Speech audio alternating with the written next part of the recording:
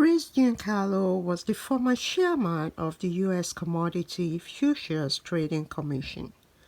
These days is known as CryptoDad, a blockchain technology advocate that leads an organization he founded called Digital Dollar Project to advance exploration of U.S. central bank digital currency, leading an urgent campaign for American governments to lead the global way in artificial intelligence.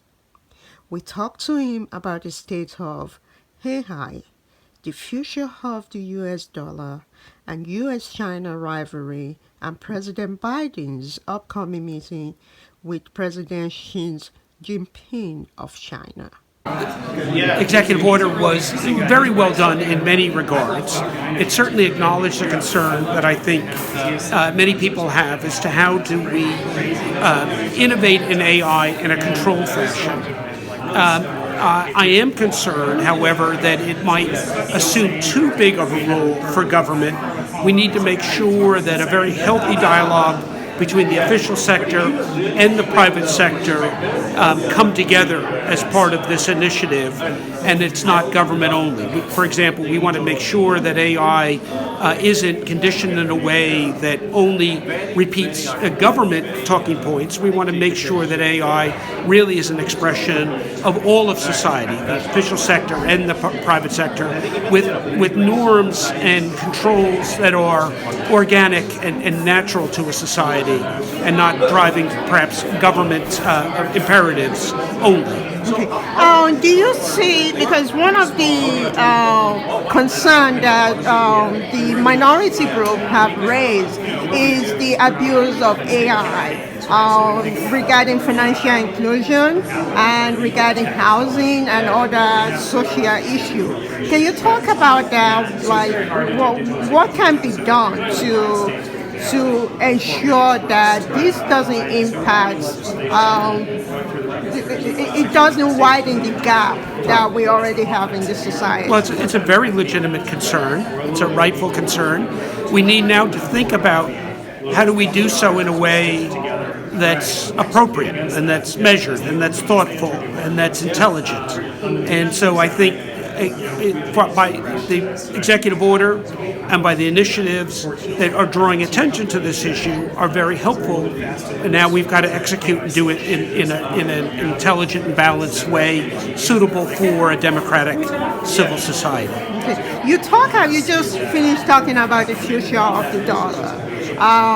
With so many concerns that is going on right now, the geopolitical issue, the war in Ukraine, the war in Israel right now, what are some of your concerns? What keeps you awake as you observe what is going on in the world? So I believe that on balance, the role of the dollar as the principal reserve currency for the globe during the second half of the 20th century was a net good for the world.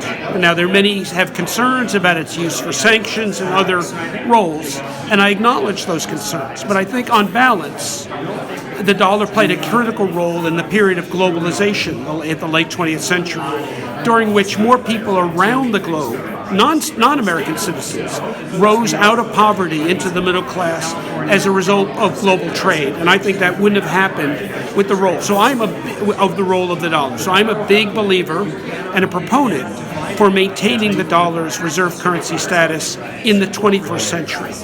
And yet in the 21st century, systems of value are going to increasingly move away from single bank balance sheet recording of value to distributed ledger systems, some of which will be decentralized, like Bitcoin, Ethereum. Others will be very centralized, some run by governments, some run by banks, and some run by big tech companies. And we need to be asking the question, how do we future-proof the dollar for that world? How do we preserve its reserve currency status? And how do we do so in a way that enhances the values on which the dollar, I believe, has been built? Values of free trade, free enterprise, and civil values like freedom of speech, freedom of assembly. How do we do that in this digital future? And that's where I'm concerned that the United States is not at the leadership table in setting the standards for digital currency, standards of interoperability, standards of cyber resilience, standards of freedom of speech, and resistance to censorship, and resistance to unlawful surveillance. So I'd like to see the United States stand up, and that's why I started the Digital Dollar Foundation and the Digital Dollar Project, a not-for-profit, nonpartisan initiative to advance U.S. leadership in this new digital future of money. Okay. My last question to you is, President Biden will meet up with President of China. President Xi. Yeah, President Xi in San Francisco.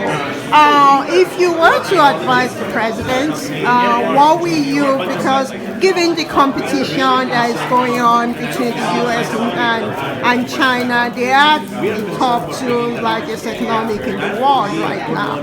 So what will your advice be to the president on what the agenda on what he should discuss with the president? Yeah, so I'm a humble lawyer and finance executive, former chairman. I wouldn't profess to being able to advise the president on big issues of war and peace and civil rights. But what I do know is financial markets.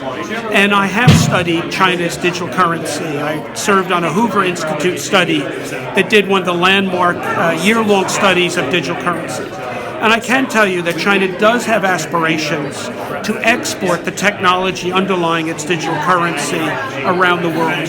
And I am concerned that China wants to make sure that the global standards for digital currency, whether by governments or private sector actors, is a world that's free for censorship and surveillance. And I think we in the democratic nations of the world need to stand up to that initiative. And just as we did with the first wave of the internet, that we made sure it was an open structure, an open architecture, we need to make sure that the internet of value, the internet of money, the internet of things of value is one that is appropriate for democratic systems, for democratic people, the people that aspire to freedom and aspire to free trade and free commerce and free enterprise. Thank you very much. Thank you.